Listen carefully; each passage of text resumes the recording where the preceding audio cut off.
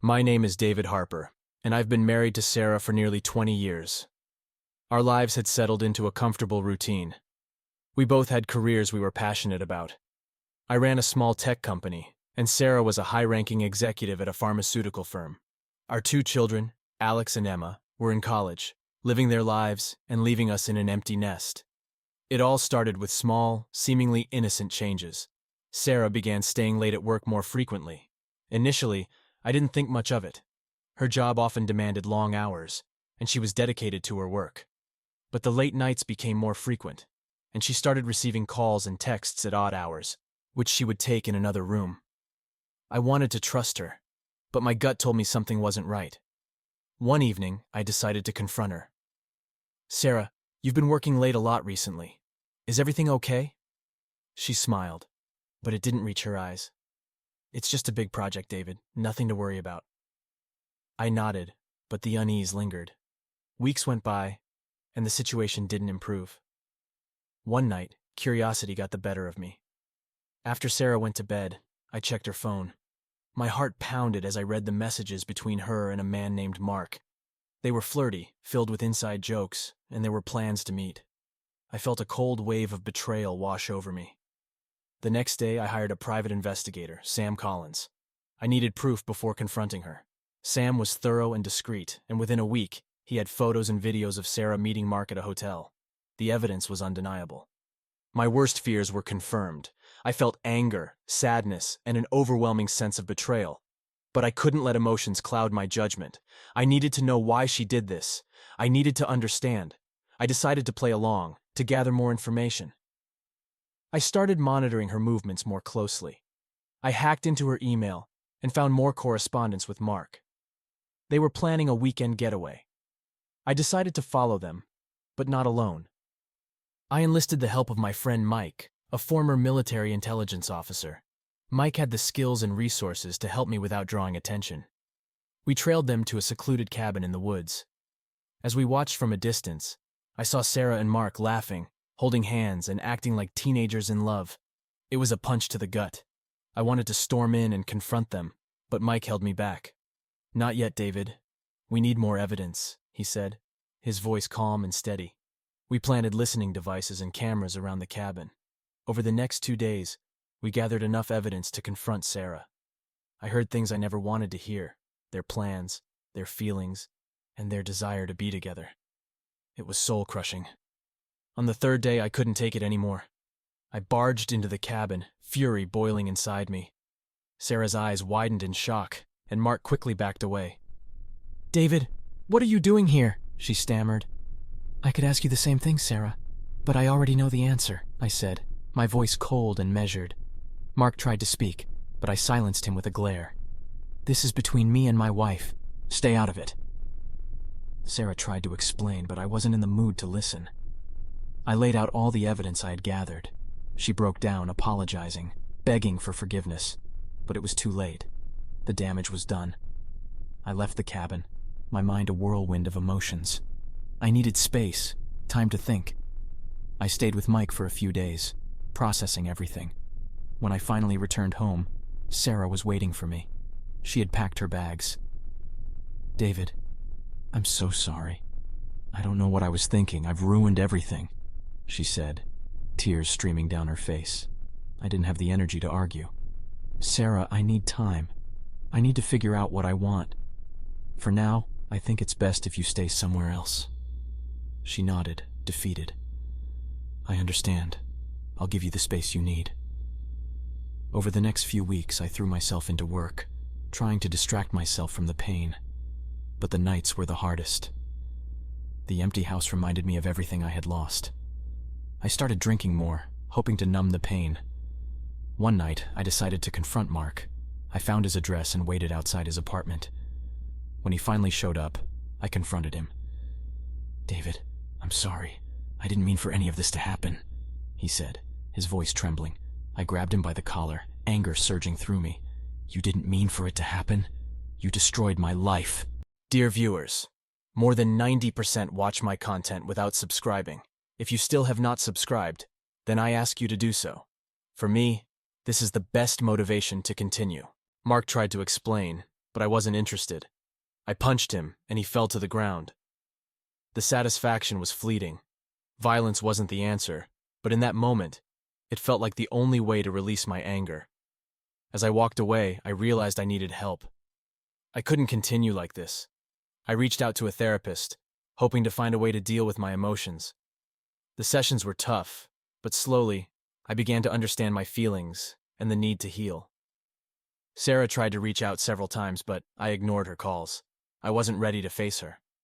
One day, she showed up at my office, pleading for a chance to talk. Reluctantly, I agreed. We met at a cafe, a neutral place. Sarah looked tired, worn out. "David, I know I've hurt you and I'm so sorry. I don't expect you to forgive me, but I need you to know that I still love you." I looked at her, searching for any sign of the woman I had loved for so long. "Sarah, why did you do it?" She sighed, tears filling her eyes. "I don't know. I felt neglected, unappreciated. Mark made me feel alive again. But it was a mistake. A terrible mistake." Her words stung, but they also made me realize something. We had both taken each other for granted. Our marriage had become a routine, and we had stopped putting in the effort to keep it alive. "Sarah, I need time. I need to figure out if I can ever trust you again. Right now, I don't know if that's possible," I said, my voice trembling. She nodded, understanding. "I'll give you all the time you need, David. I'm so sorry." As she left, I felt a weight lift off my shoulders. The road to healing would be long and difficult, but I was determined to find my way. Whether Sarah and I could rebuild our marriage was uncertain, but for now, I needed to focus on myself and rediscover who I was outside of our relationship. The following months were a roller coaster of emotions. Therapy helped, but there were days when the pain felt unbearable. I spent more time with Mike, who became my anchor. He introduced me to new hobbies, like hiking and sailing, which provided a much-needed distraction and a way to clear my mind. One day, while we were out sailing, Mike shared some unexpected news. "David, I've been looking into Mark. There's something you need to know." I tensed, unsure if I wanted to hear more. "What is it?" "Mark isn't who he says he is. He's been involved in some shady business deals and has a history of manipulating women for financial gain." My heart sank. "Are you saying Sarah was just another one of his victims?" Mike nodded. "It seems that way. I've got a contact in the FBI who's been investigating him. Mark uses his charm to get close to wealthy women, then exploits them. Sarah might have been caught in his web." Anger and guilt mixed within me. I had been so focused on my own pain that I hadn't considered Sarah might have been manipulated. That night I reached out to her, asking if we could talk. She sounded surprised but agreed. We met at our favorite park, the place where we had our first date. It felt bittersweet to be there now. Sarah looked nervous but hopeful. "David, what's going on?" "I found out some things about Mark. He's not who he pretends to be. He's been using you, Sarah." Her face went pale. "What do you mean?" I explained what Mike had discovered. Sarah listened, her expression shifting from confusion to realization, and finally to anger. "I can't believe I fell for his lies," she said, her voice barely a whisper. "Neither can I," I replied. "But now you know the truth. The question is, what do we do about it?" Sarah took a deep breath. "I need to report him. If he's done this to me, he's probably done it to others. I don't want anyone else to go through this." I nodded, proud of her resolve. "I'll support you in any way I can." Over the next few weeks, we worked together to gather all the evidence we could against Mark. Sarah handed everything over to the FBI, who were grateful for the new information. They assured us they would build a strong case against him. As we collaborated, a part of me hoped that working together might mend some of the rifts between us. But the wounds were still fresh, and the trust was shattered. One night, after a particularly grueling session with our therapist, I realized that despite our best efforts, our marriage might not survive.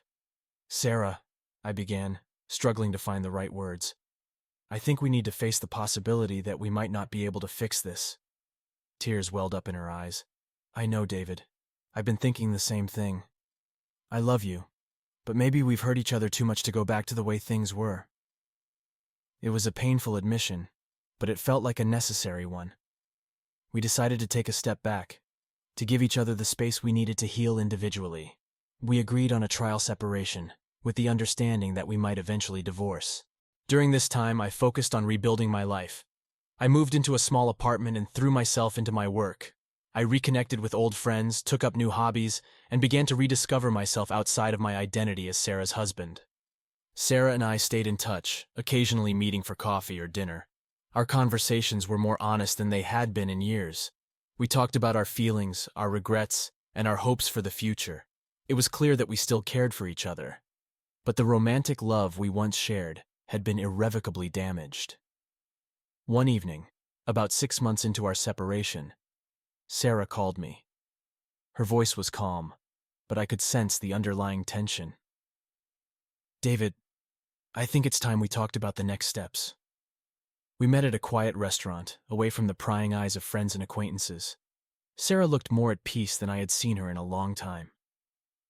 "David, I've been doing a lot of thinking. I've realized that while I still care about you, I'm not in love with you anymore. I think it's time we both move on." I nodded, feeling a mix of relief and sadness. "I agree, Sarah. We've both changed, and I think it's best if we let each other go." We discussed the logistics of our divorce, agreeing to keep things amicable. We had built a life together, and while it was ending, we wanted to respect the years we had shared. As we finalized our plans, I felt a sense of closure. The day the divorce was finalized, I felt a strange mix of emotions. There was a sadness for what was lost, but also a sense of liberation. I was free to start anew, to build a life on my own terms. In the months that followed, I focused on personal growth. Therapy continued to be a cornerstone of my healing process. I also began to travel, something I had always wanted to do but had put off for years. Each new place I visited brought a sense of adventure and a reminder that life could still be full of possibilities. One day, while hiking in the mountains, I realized how far I had come. The pain of Sarah's betrayal had dulled, replaced by a sense of acceptance. I had learned to forgive her, and more importantly, to forgive myself for the mistakes I had made. As I stood at the peak, looking out over the vast expanse of nature, I felt a profound sense of peace. My journey wasn't over, but I was finally ready to embrace whatever the future held. I had found myself again, and that was the most important thing. In the end, Sarah and I remained friends, bound by the shared experiences of our past. We both moved on, finding new paths and new relationships. Our marriage had ended, but it had also taught me valuable lessons about love, trust, and resilience. And so, I stepped into the next chapter of my life, hopeful and ready for whatever came next. The future was uncertain, but for the first time in a long while, I felt prepared to face it with a clear mind and an open heart. As time passed, I realized how much I had changed. The journey through betrayal and healing had reshaped my outlook on life. I became more introspective, valuing the lessons learned from my experiences. One of the most significant changes was how I approached relationships. I was more cautious, more aware of the potential for both joy and pain. I didn't rush into anything new, instead taking time to build solid foundations with those I chose to let into my life. My relationship with Mike grew stronger, his friendship proving invaluable during my darkest times. We often joked about our adventures, but beneath the laughter was a deep bond forged through shared hardship and support. Professionally, I threw myself into my work with renewed vigor. My company flourished, and I took on new projects that challenged and excited me. The distraction helped, but more importantly, it gave me a sense of purpose and accomplishment. Occasionally, Sarah and I would cross paths at social events or gatherings. Our interactions were cordial, even friendly. We had both moved on, but there was an unspoken understanding of the bond we once shared and the respect we now had for each other's journeys. One evening, about a year after our divorce, I received a call from Sarah. Her voice was calm, but I could sense the significance of what she was about to say. "David, I wanted to let you know that Mark has been arrested. The FBI finally gathered enough evidence to bring him down." I felt a surge of relief and closure. "That's good to hear, Sarah. I'm glad justice is being served." She sighed, a mix of emotions in her voice. "It's been a long road, but I'm grateful for your support. I don't know what I would have done without it." We chatted for a while, reflecting on how far we'd come. It was a bittersweet conversation, but it felt like the final piece of closure we both needed. Dear viewers, I ask you to subscribe to the channel under this video. I will be very grateful to you. Professionally, my company thrived. I took on new projects that challenged me in ways I hadn't anticipated. The work was demanding, but it was also deeply satisfying. I found a renewed passion for innovation and creativity, and my team responded with the same enthusiasm. On a personal level, I learned to cherish the simple moments. A quiet morning with a cup of coffee, a hike through the mountains, a dinner with friends. These moments became the foundation of my happiness, grounding me in the present and reminding me of the beauty in everyday life. Sarah and I remained in touch, our relationship evolving into a deep, platonic friendship. We both found new partners, people who complemented us in ways we hadn't expected. There was no bitterness or resentment, only a mutual respect for the paths we had taken and the lessons we had learned. One day, while attending a conference in New York, I met someone who would change my life in ways I couldn't have imagined. Her name was Lisa, a successful architect with a passion for sustainable design. We connected instantly, our conversations flowing effortlessly from one topic to another. Lisa was intelligent, compassionate, and had a zest for life that was infectious. She challenged me, inspired me, and made me laugh in ways I hadn't in years. Our relationship grew quickly, built on a foundation of mutual respect and understanding. As we spent more time together, I realized that I had found someone who truly understood me, someone who accepted me for who I was, scars and all. Our love was different from what I had experienced before. It was mature, grounded, and deeply fulfilling. With Lisa by my side, I felt a renewed sense of purpose and excitement for the future. We shared our dreams and aspirations, supporting each other in every endeavor. Our love was a partnership, a collaboration that brought out the best in both of us. Looking back on my journey, I saw how far I had come. The pain of betrayal had been transformed into a source of strength, a reminder of my resilience and capacity for growth. The experiences had shaped me, but they didn't define me. I had learned to trust again, to open my heart to new possibilities. As Lisa and I stood on the balcony of our new home, overlooking the city skyline, I felt a deep sense of contentment. Life had come full circle, bringing me to a place of peace and fulfillment. The past was a part of me, but it no longer held me captive. I was free to embrace the present and look forward to the future with hope and excitement. And so, I stepped into this new chapter with Lisa by my side, ready to face whatever challenges and adventures lay ahead. The journey had been long and arduous, but it had also been beautiful and transformative. I was grateful for every moment, every lesson, and every opportunity to grow. The future was uncertain, but I was no longer afraid. I had found my way back to myself, to a place of love and acceptance. And with Lisa, I knew that whatever came next, we would face it together, hand in hand, ready to embrace the world with open hearts and minds. In the end, it wasn't about the destination, but the journey, and I was finally at peace, knowing that I had the strength and resilience to navigate whatever life had in store. The road ahead was full of possibilities, and I was ready to embrace them all.